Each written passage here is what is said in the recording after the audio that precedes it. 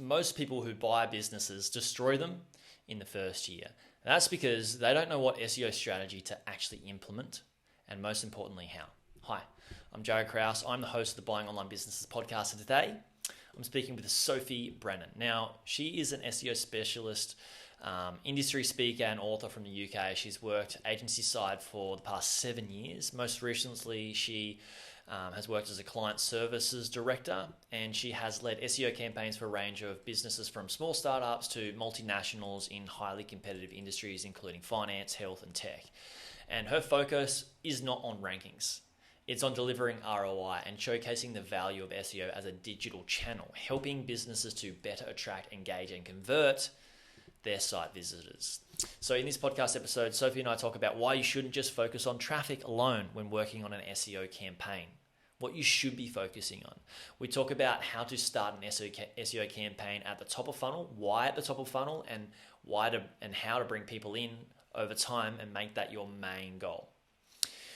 Now, we also talk about the 4 main pillars of SEO, what good user experience looks like for your website in terms of navigation, links, and all that sort of stuff. We talk about how to do internal linking properly and not just checking the box of including a few internal links in each of your articles.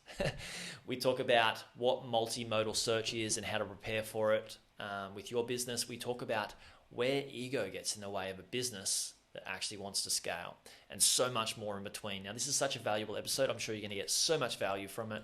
Before we dive in, if you are thinking of doing some SEO or having an SEO strategy or building your SEO campaign out and you want help, reach out to us at the Bob SEO service. We've been getting people incredible results over the last few months and the last year, really. And if you just want to chat, let us know. Let's dive into the pod. Have you been lied to about how to increase organic traffic and grow your website? I too used to think that all you needed to do is add more content and gain backlinks. But this just doesn't work. More content and more links alone is not the answer. Nor do you need to butcher your website with generic SEO changes you picked up on some crummy online tutorial, leaving with a Frankenstein website that's slow and clunky. And because I got sick of seeing great people with great websites struggle to grow them, I decided to do something about it. I created an SEO service, which is not just about publishing content and getting links. Sure, we offer that. But first we give you quick wins, which are SEO tweaks we can make to your website that actually boost your rankings. And then we lay out a killer SEO strategy to acquire more traffic and revenue that outranks your competitors with less content and less links. We've thoroughly tested this service on many websites before launching it and have achieved incredible results, which you'll see on our landing page I'm about to share with you. Now you can finally buy a business and give it to us to grow it for you. To check out our SEO service, head to buyingonlinebusinesses.com/SEO-services and book a call to chat with us to see what is the best growth strategy for you and your website. That's buyingonlinebusinesses.com/SEO-services, and the link will be in the description too.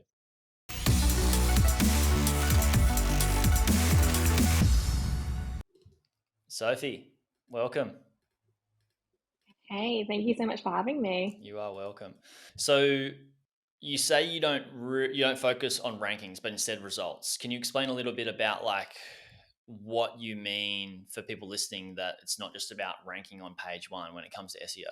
Yeah, absolutely. So I think traditionally a lot of the way people view SEO is keywords, individual visibility rankings, looking at main head terms and specifically ranking for those individual ones.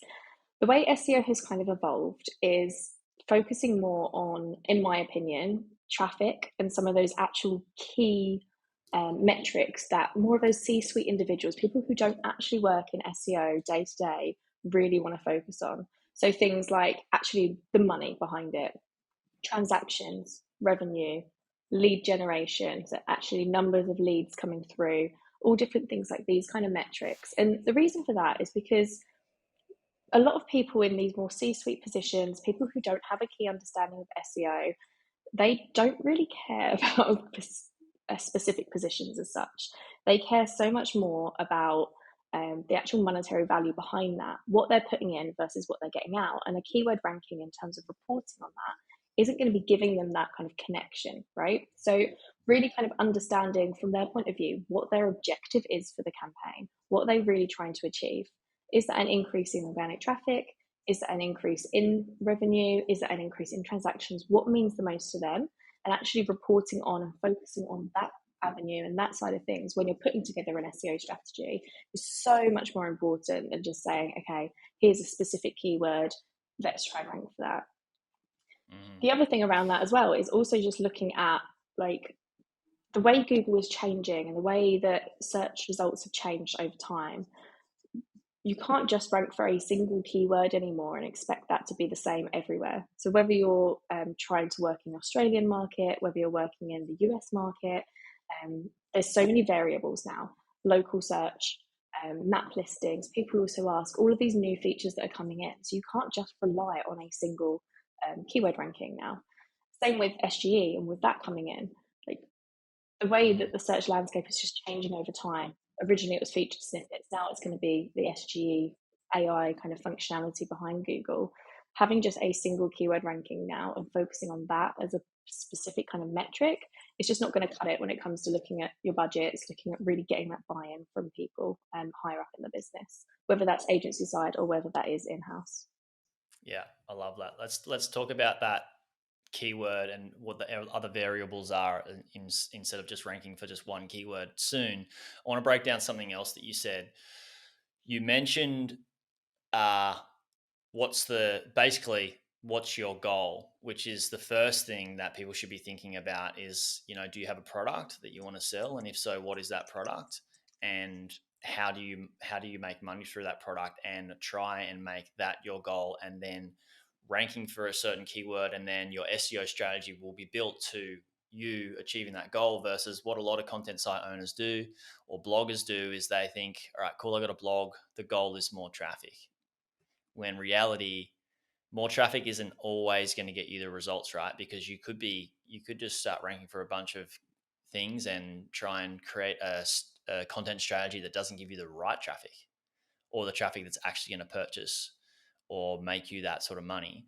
So what sort of goal would you say somebody with a blog, say in a niche such as just like surfing, and they're making money mostly just through ads, what sort of goal would you say they should set? Yeah, cool. So you did mention keywords, like rank for one keyword is not trying to do that is not the best approach. But prior to that, you were talking about what to build an SEO strategy based on. And what I find most people doing when they have a blog or a content site is building out a strategy based on, I just need to get more traffic. Whereas more traffic is not the actual, typically if you're running a business, it's not the actual goal, because you could acquire the wrong traffic, right? You could acquire traffic that may not actually purchase your product, or if you don't have a product, may not be close to purchasing an affiliate product. So how do you suggest people, first and foremost, with say a blog that may not sell a digital product or a physical product, and they're making money through ads or affiliate products, how would you help them define what their actual goal should be before they start building the strategy out? So I think it ties back into overall business objectives, right? No matter what you're doing from a marketing perspective, it should always tie back into your overarching business. Like, what are you trying to achieve? If you were setting up a website, what is your end goal with that? When it comes to kind of driving that quality traffic, I mean, there's so many different ways that you can define what quality actually is. For a lot of people, if it is an affiliate blog, for example, quality traffic is people who are then going to kind of come onto a particular page and then click through to the affiliate, or click through on the affiliate link and then continue through that journey.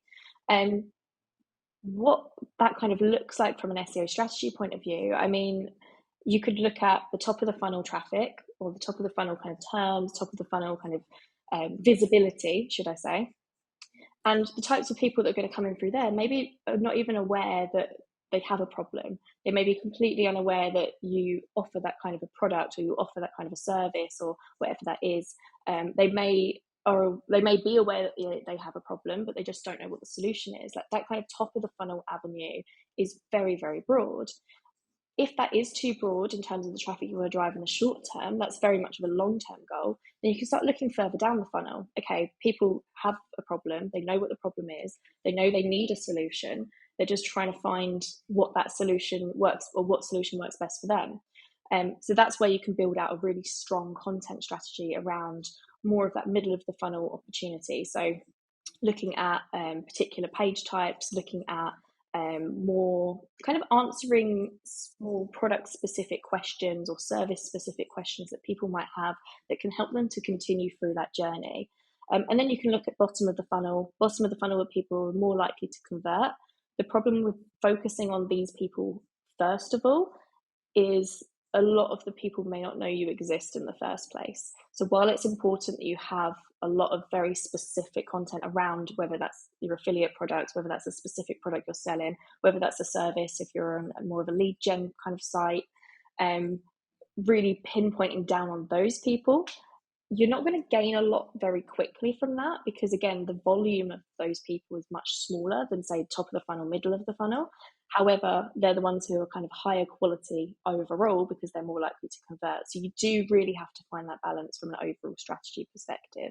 But really, the middle of the funnel is a great place to start. Then building out some of that bottom of the funnel, because you've already identified people who they know they have a problem, they're looking for a solution, then you give them that solution. But then that top of the funnel should never ever be ignored, no matter what industry you're in, whether that's affiliate, whether that's e-com, whether that is lead gen, no matter what it is, build out that brand visibility, even if it's really kind of a little bit generic almost, and it's not super related to your service. As an example, working at the moment with custom t-shirt company, really looking at the types of audience that we're driving. So that's small businesses, perhaps.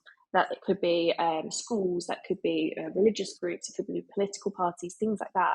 And just defining what those audience types look like, breaking those down into subsets rather than just people who are looking for custom t-shirts. Like, that is so broad.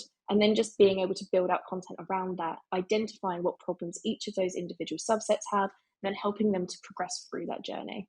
Yeah, so you give us an example of top of funnel content for that t-shirt company, and what sort of strategy they'd be looking for in terms of starting to create top level content as an SEO strategy and working their way down towards the bottom of funnel sort of strategy?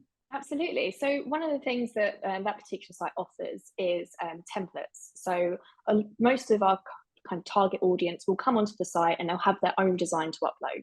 And they just kind of go through the process. They know they need a t-shirt, they've got their own logo, off they go, kind of very quickly through the process. There's also a selection of people who don't have their own logo, but they do want to have a custom shirt. Maybe it's for a bachelorette party, or maybe it's for just a group trip, something like that. But they just don't really know where to start. Like, they're not a graphic designer, it's just everyday people. It could be, like I said earlier, a religious group, or it could be a school, something like that. So an example of the top of the funnel content would be, say they're going on a trip to Las Vegas. It's a, I don't know, yeah, bachelorette party to Las Vegas. Top of the funnel kind of content around that would be top 20 Las Vegas designs or something like that. So where we actually put together a bunch of our own kind of different templates, specifically focusing on Las Vegas, or another example, Las Vegas bachelorette ideas. So something really generic that's not even actually related to our t-shirts or anything like that. But throughout the content, it's a big listicle article. Maybe it's 20, maybe it's even 50 or 100 different ideas that we kind of list out. And with each of those ideas, there's different templates for each one. And then people can then kind of go on there. They know they're kind of looking at planning a bachelorette party. They're looking at potentially Vegas. They're looking for different ideas. They're not really very far down that journey. It's kind of very much in the ideation process, but then we're already in front of them before they even know they're officially going to Vegas or anything like that. They're still in that planning phase. We're straight away there. We're trying to rank this long form piece of content, maybe just a blog, something like that. In this case, it's a listicle. And then later on, they may refer back to this article and say, oh, okay, maybe we need some matching t-shirts to go with this on this holiday with. And then they click on the template, go straight through to the design studio, and then they kind of go through that process there. Or maybe they don't, but at the same time, we're building our brand visibility for people who in the future may need something that we offer, whether that's a t-shirt, a hat, or something like that, but with their own design on it. We've given them that overall idea and we're increasing our brand visibility. And that's really what that top of the funnel content is about. It's not necessarily about actually driving sales. And this is something that a lot of SEOs, I think, do forget, is that while SEO and organic is a really important strategy for revenue, transactions, lead gen, things like that, and actually more of that bottom of the funnel, what SEO also is, it's in the words of Eli Schwartz, because I've been listening to loads of his stuff recently, SEO is an assist. Mm-hmm. And it's very much a matter of, we feed into all of these other marketing channels, right? So that way, if we build up our brand visibility, if we build up everything overall, and we do also focus on traffic, not just the revenue and the transactions, that could ultimately lead to revenue coming through or leads coming through from other channels. So it's important to also keep an eye on how your organic channel is feeding into everything else as well. Yeah, love it.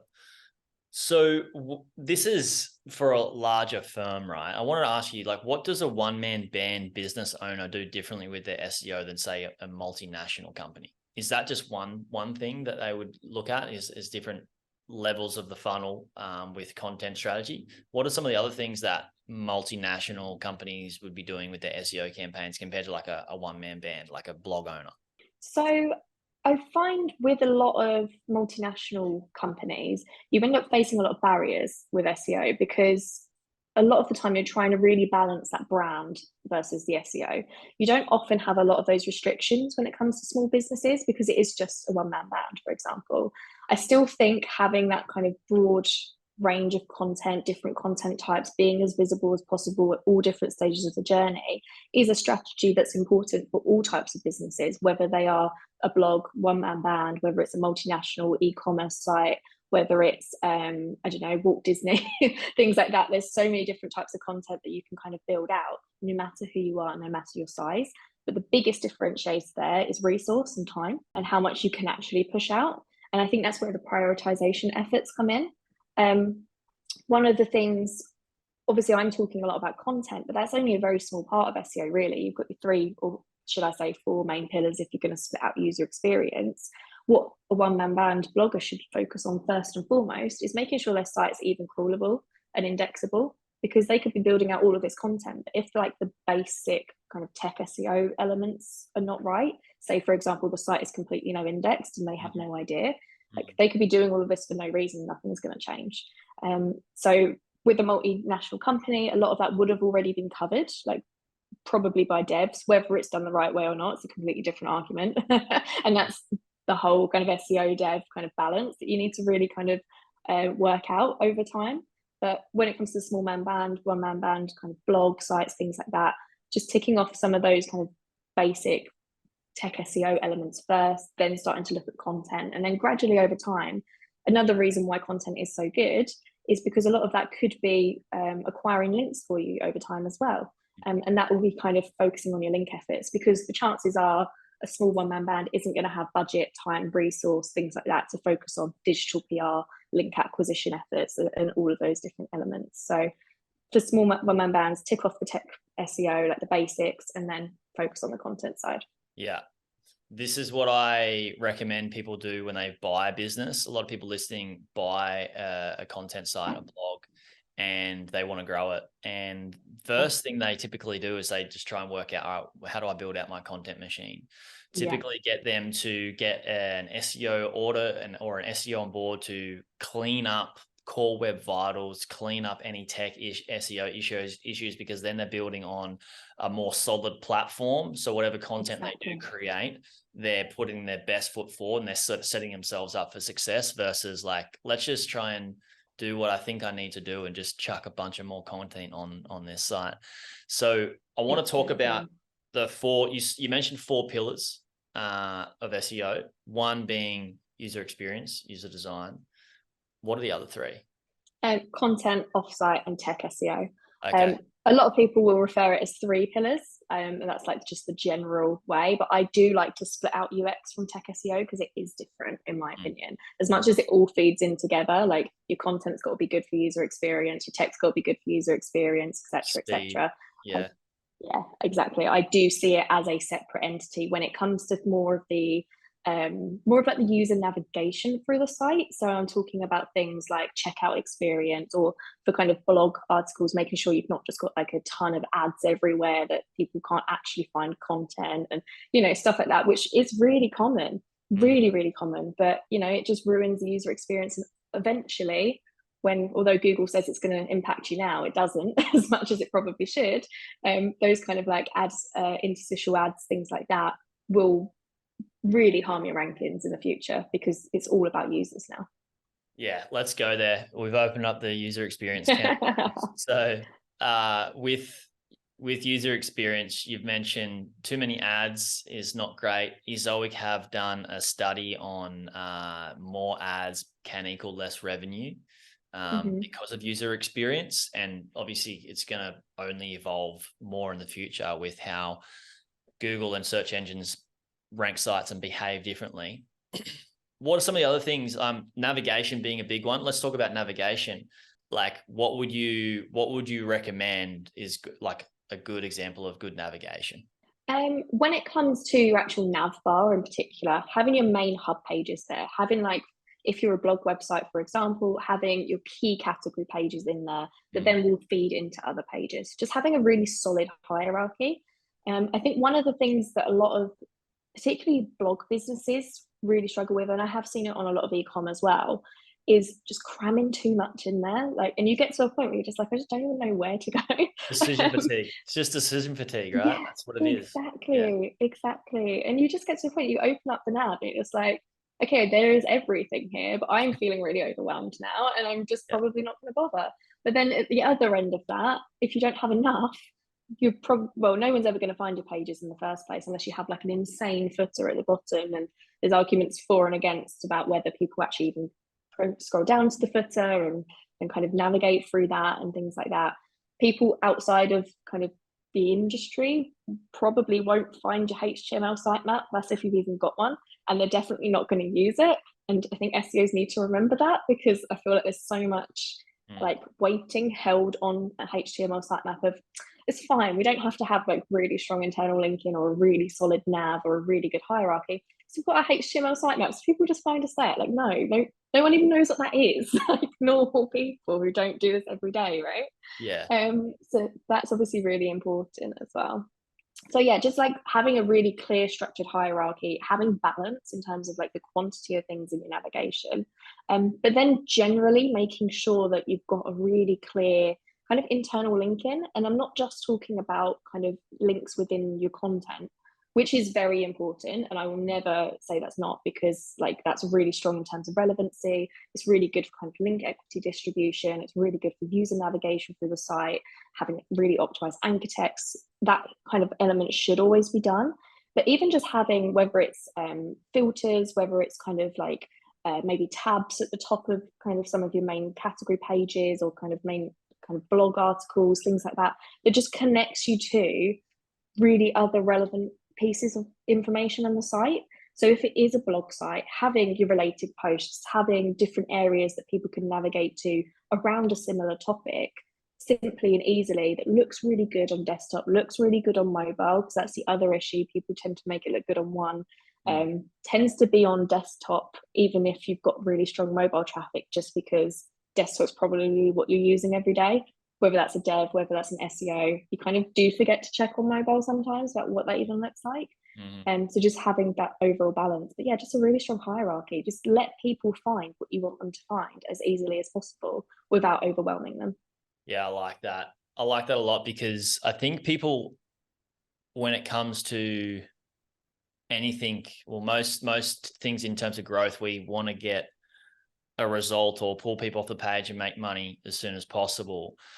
But I think they forget the relationship of trust and building a brand and harnessing a relationship, and how much that can, like when you build up that relationship and that bank of trust, the people are only going to be so much closer to a sale or working with your brand. They, when the relationship is so strong, you kind of can't not go with that brand, right? And I think people are just trying to just do it all on one page, or, do it in the shortest possible, easiest version. But like what you're saying with the internal linking structure, actually thinking about, all right, they're on this page to learn how to buy a surfboard. All right, cool. Well, let's talk about like the top best surfboards for beginners. And then on that same page, you might have an internal link for like, if you feel like you are an advanced version or you're starting to become more than a beginner, then maybe check out our other post on intermediate surfboards, and people can go deeper and allow people to move throughout the site in a way that they can continue to stay on your site. Amazing for SEO, right? Time on page, and also you're getting more behavior in terms of like engagement, user experience. It's like, and then you've got people that are the human being, the users that are using it. What they're doing is they're building more trust within your brand, right? Versus like, let's just chuck on like 1 or 3 links, internal links on the page, and cool, I've ticked the box, right? Like, be a bit more intentional with it. Exactly, more strategic with your internal linking, just overall, and just like the layout of it, like where they're actually being embedded in content, where they're being placed on the page, just having much more of like an overarching kind of view of what that should look like as a user. And I really like what you was talking about there about the brand, because obviously EAT or EEAT as it is now, like building that out, making sure that you are trustworthy, making sure you are an authority. But ultimately, no matter what Google throws at you, if you are a strong brand in SERPs, you're not really going to disappear. And I think this is the big fear that SEOs have when it comes to, oh, we've got this latest core algorithm update, and oh my God, like it's very scary, and Google's making all these changes, and oh, AI is coming and it's going to take over our job. And everyone's just like always on edge, but you don't need to be. Like, just build out this brand, build out the trustworthiness of your website. And okay, you might drop in some rankings here and there with an algorithm update, but you're probably going to gain somewhere else. If you've got a really robust strategy overall, like, you just don't need to be afraid of whatever Google's doing. Like, they're going to keep doing it. Like, they roll out what, 200 plus or thousands actually, I think, algorithm updates every year. The occasional core update is happening more and more. But are they as scary as what like Penguin, Panda, and all of that used to be? No. Is it going to be another 2018 Medic update? I don't think so, because that was just clearing a load of shit out from the internet in the first place. You know, like it's not going to be as volatile as maybe what that ever used to be. You will probably see some changes, but chances are, and this is what I've seen with almost every algo update ever, they hit sites that have low trust, they hit sites with really crap user experience and really, really bad content. So just don't do any of those things and you'll be all right, right? Yeah. And if you do the opposite of that, like you have really good user experience and really good content and really good trust metrics from your users, like when the algo updates happen, you're going to set yourself up for success, and you're going to rise to the top, and other people will sink to the bottom because they haven't done that work, right? Like, people are scared because they don't understand how to play by the rules, and they don't understand how to make Google happy. Like, Google is our business partner, basically. And would you try and play a game against your business partner, or would you just give them what they want, right? Give them more of what they want. If you give more of your business partner what they want, they're going to be happier. Everybody's going to be happier, and they're going to reward you for it as well. Like, just put it on your site, right? Exactly. And I really love seeing all over Twitter and things like that, you've got all of these techniques that have come up. They've not even really come out the woodwork. They've been around for a really long time, but there's one in particular that lots of people are talking about, of parasite SEO. And even just the name of parasite SEO doesn't sound too great, does it? Like, it sounds like, okay, we're definitely like treading a line. But it's basically just like gaming Google, and it's trying to like find ways around Google's guidelines and really pushing things to the limit. And it does work for a lot of niche websites, and it does work for a lot of industries, because as robust as Google is, like, they're not going to be everywhere. But sure, that might work in the short term, but long term, like, just focus on the user experience, focus on that brand trust, focus on pushing out good quality content, focus on like really strong link acquisition, whether that's through digital PR or other means. Like, there's so many different ways that you can do it. Like, just focusing on those different elements, you're going to be absolutely fine. Even if you get impacted short term, like, you're going to bounce back with the next one. Yeah. Let's stick with the crazy clean website. In terms of you having a crazy clean website, what other user experience things should we be thinking about to keep their site clean? In terms of the user experience, I mean, speed core web vitals is always going to be a big thing, even if Google has kind of come out and removed, like, I guess, the prominence for core web vitals. I think there was a really big, when they announced core web vitals was going to be a thing, everyone turned around, as they do with everything, whether that's FAQ schema, whether that's review schema. Core web vitals is another one where they go, oh my God, all of my resources need to go on this because this new thing's coming out. And like, we just need to make sure everything's at 100 and everything's green and everything's perfect. Like, Google itself doesn't even use the tools that we use as SEOs to score a website as such. Like page speed insights, for example, everyone tries to get it in the green as close to 100 as possible.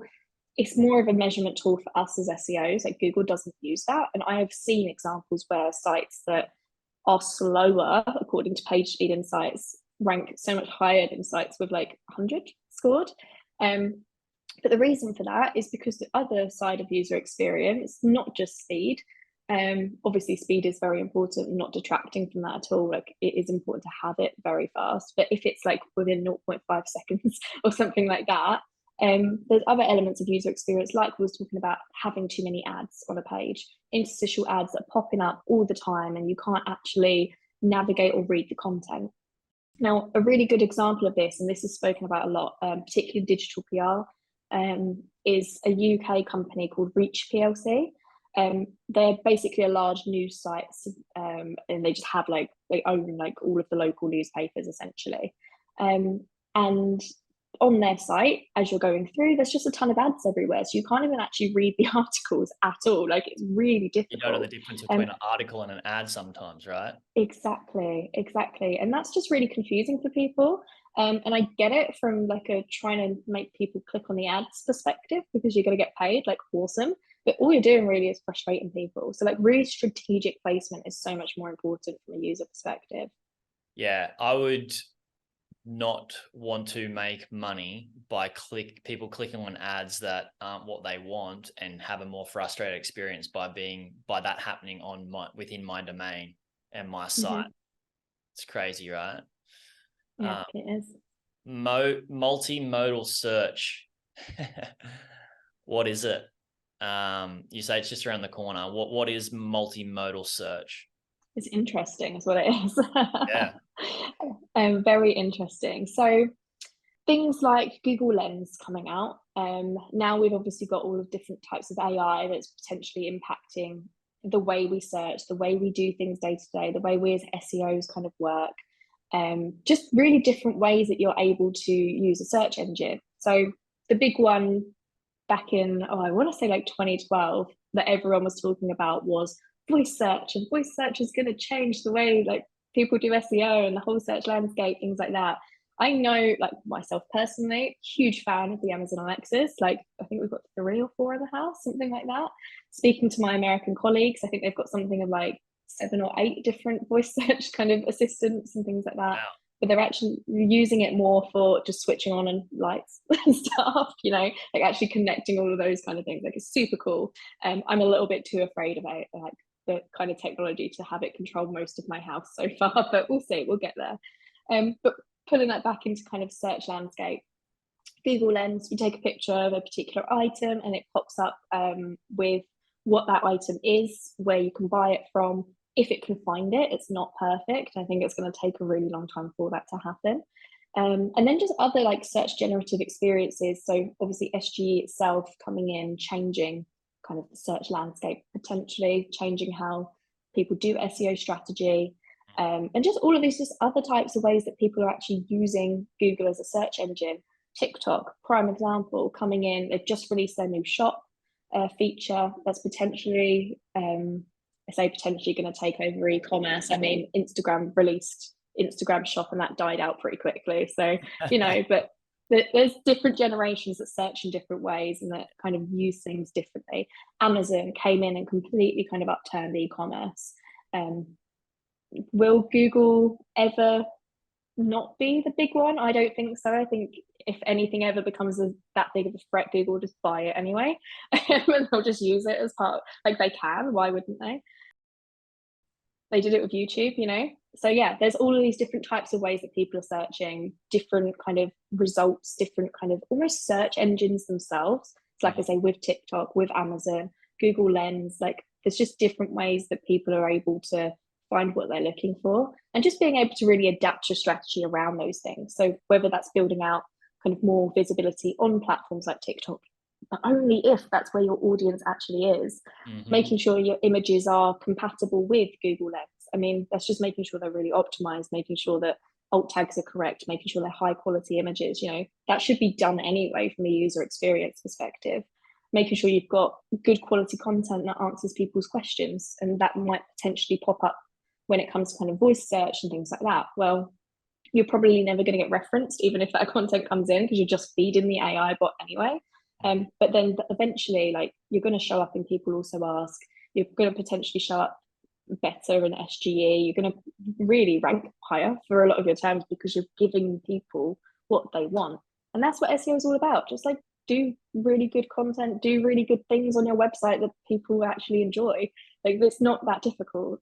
Yeah, it's not. It's not thinking about in terms of like, how do I do good SEO on my site versus how do I make sure that my website is just like the best website in my niche for what we're actually doing, and make it like an amazing experience. So as soon as they get to the website, they're just like, oh, damn, this is exactly what I've been thinking about. And I didn't even know, like, I need to read this piece of content. And you read that piece of content, and it's an absolutely awesome. And then you got internal links that navigate you to other rabbit holes. You stay on the site for like a whole hour reading content, and you're like, where can I throw my money at this business, right? Exactly. Like, it's starting with the humans first.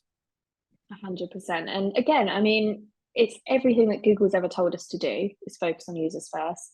But people just want to game Google, and I get it. Like, you want to be as visible as possible. You want to create all of this spider web of content, but just do it in a way that is actually going to benefit your target audience. And I think that's where people struggle, is they don't know who their audience is. And they just kind of go, I want to rank for this specific, I want to rank for red dress. I mean, that's really difficult. Good luck. You've got these like huge brands that are doing it. Yeah. But like, are people actually looking for red dresses on your site, or are they looking for very kind of more specific terms? When it comes to more of like the blog articles, for example, you mentioned about surfboards previously.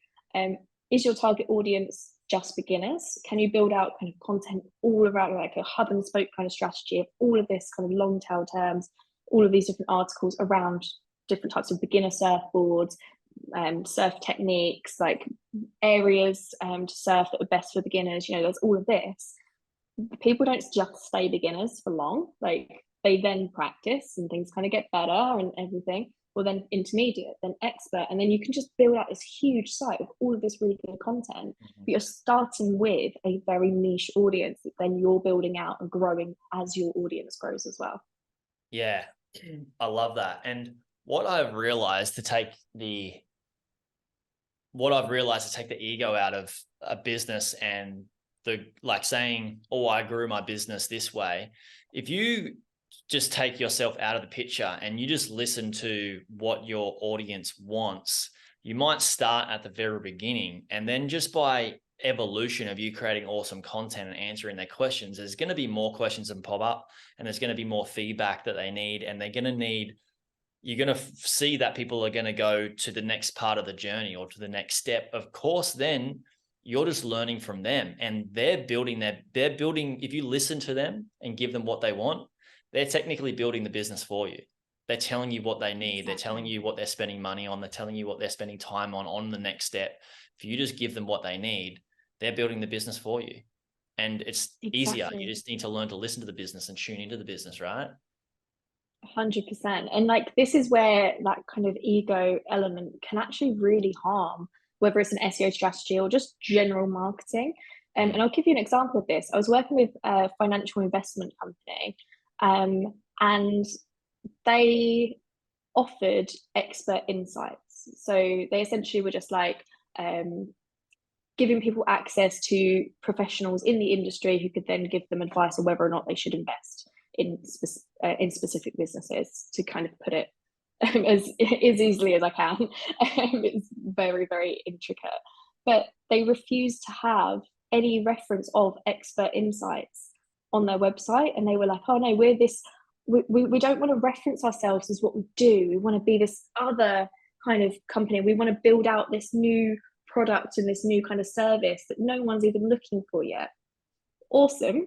Like, that's great. And you know what? Like, I'm a big fan of people kind of going to market with a new idea, but only when it is a new idea. And it wasn't. It was something that other people had already done, but they just didn't want to associate in the same way as their competitors. And that's a real big challenge, because it is that ego aspect, and balancing brand versus SEO and other marketing, I think, is important. And another example of that is really big luxury brands. You will never find huge amounts of content on luxury brand category pages, subcategory pages, things like that on e-commerce.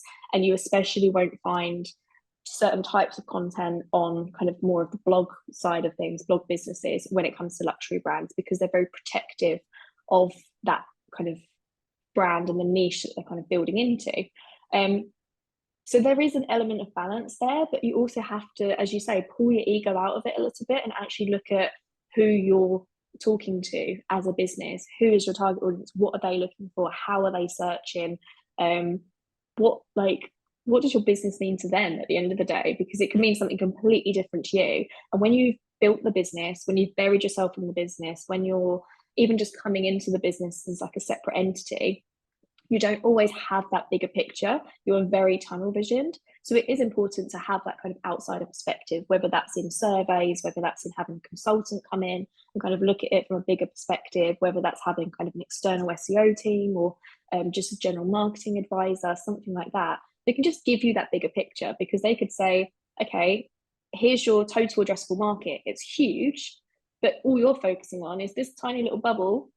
And the reason for that is because you're pinholing yourself in like this particular brand and this particular style. You've got this huge amount of potential that you can't even tap into right now unless you do X, Y, and Z things with your strategy. So there's so many different ways that you can focus on it. But yeah, just taking that ego out of it is so important.